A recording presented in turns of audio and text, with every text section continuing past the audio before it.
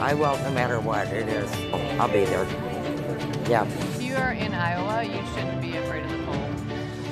Bundle up, layer up. The Republican candidates are making their final appeals as Iowans brave sub-zero temperatures to caucus for the Republican primary candidate. A wind chill warning is in effect, and there's some concern that today's weather could impact the turnout. The latest polls show former South Carolina Governor Nikki Haley gaining momentum, but former President Trump still has a commanding lead. 40% of Iowans say they identify with Trump's Make America Great Again.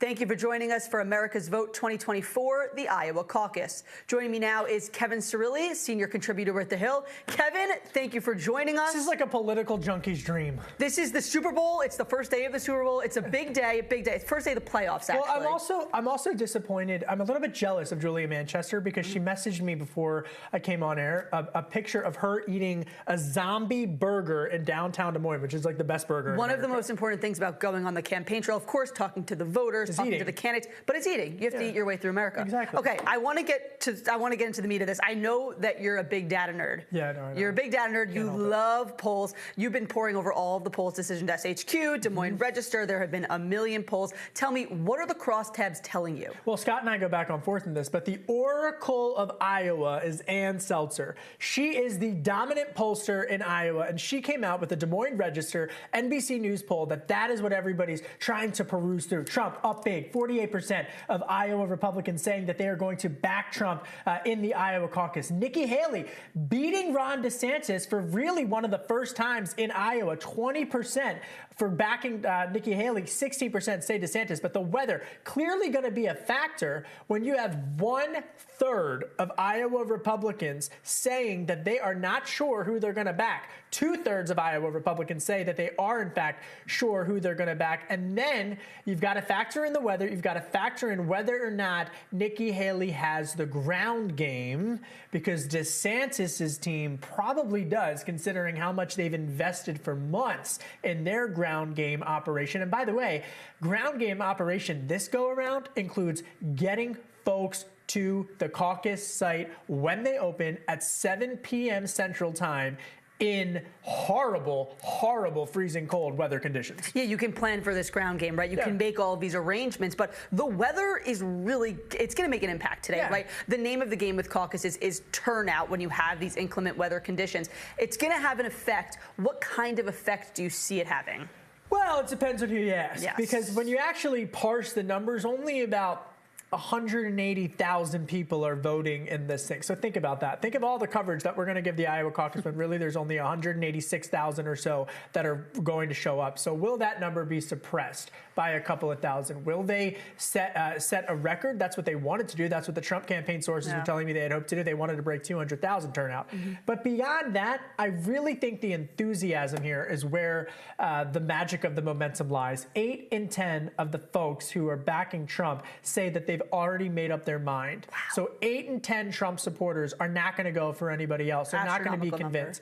Separately from that, you only have 39% of the Iowa Republicans polled for Nikki Haley are enthusiastic about her. Very low. Very low enthusiasm. The story has been Nikki Haley's momentum, but that's not high enough. Well, the story's been her momentum in New Hampshire. But if she's able to get second place, contrast that, DeSantis' enthusiasm numbers, 62% of his supporters are enthusiastically going to back him. So, you know, I mean, if DeSantis doesn't finish in second place, every source that I'm talking with is telling me, how does he justify not just his campaign moving forward, but spending his donors' dollars in moving forward? Now, he's going to take a plane and he's going to go from Des Moines to South Carolina. He's skipping New Hampshire. They're writing off New Hampshire.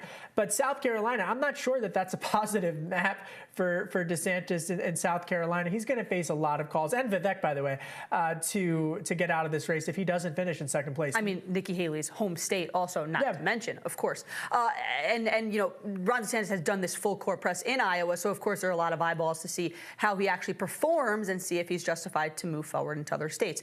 I want to get to another topic and talk about former President Trump. His base is largely made up of evangelicals and members of Generation Z.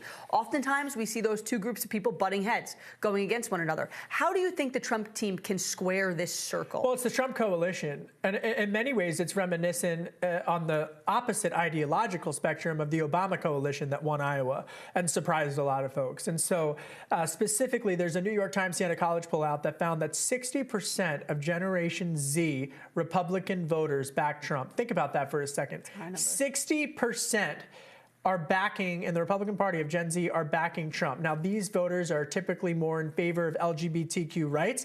They're also less in favor of an outright ban on ByteDance's TikTok. Separately from that, evangelicals, Trump has been able to get their support, not because of his mouth, not because of what he's posting on X or Truth Social, but because of the overturning of Roe versus Wade. And that plays well in a state like Iowa. But obviously, the fine dance that he's going to have to walk or dance, whatever. I got my metaphors mixed up there, Chanel. It's election day. It's election it happens. day. I'm like, square the circle, walk the political tightrope. But what he's going to have to do is pivot in a general election to win suburban voters, like in Pennsylvania, where President Biden was over the weekend. And to be candid with you, the overturning of Roe versus Wade hasn't done too well for Republicans in a general election matchup. But the big story, I think, for Trump is whether or not they have the margin of victory that they want. The record is 12.8, 13, let's round up, that Bob Dole set in 1988 when he beat Pat Robertson. Now, he did not go on to become the nominee that election cycle. Bush Sr. did.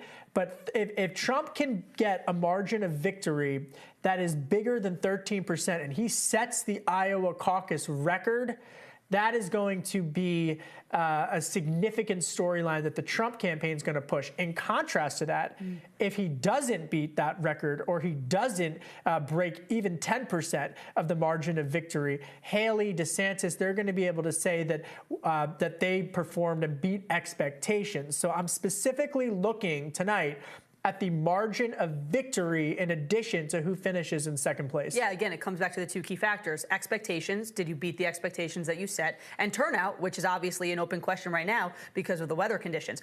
You know, tonight is Iowa. It's a really big deal, but it's just the first of the early voting states. Next is going to be New Hampshire. What happens in Iowa? How will that foretell what happens in New Hampshire? They're very, very different states. Well, and this is where it also gets interesting because one's a caucus, one's a primary. Obviously, undeclared voters in New Hampshire can vote.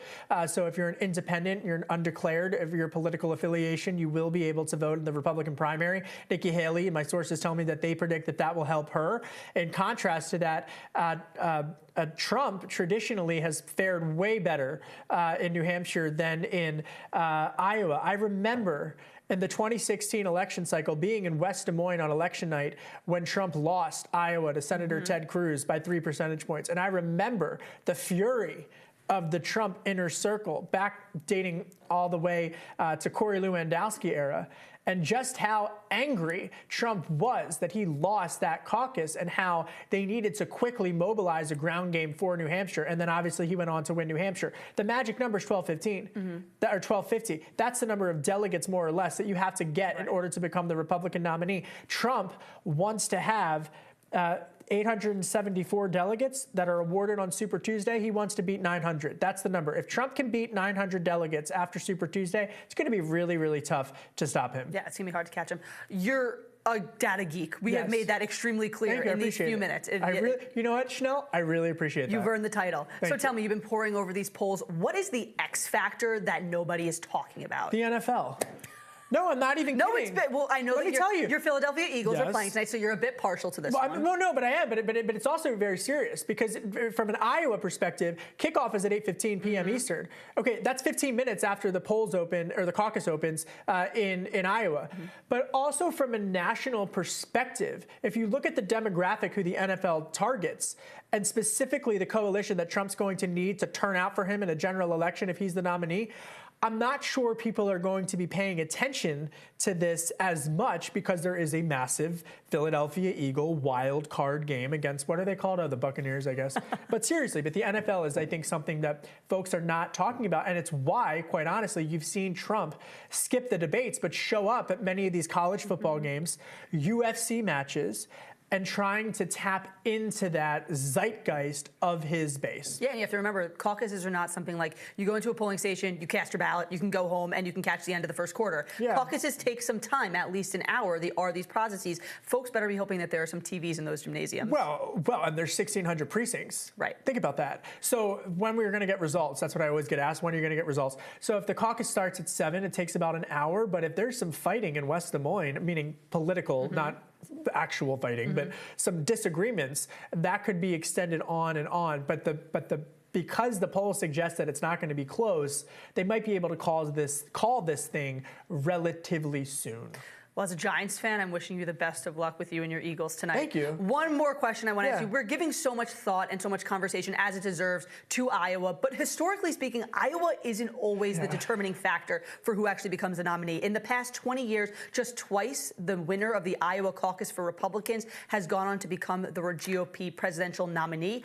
What do you make of this? I mean, Iowa's important. It sets the tone. It's #1. But it's really not always the determining factor. So I'm bullish on Iowa, and here's why. Because it's the first time, you got to think of the candidate as a general in the military, and they are getting their troops. Can they mobilize? Can they operationalize? Can they actually execute a plan?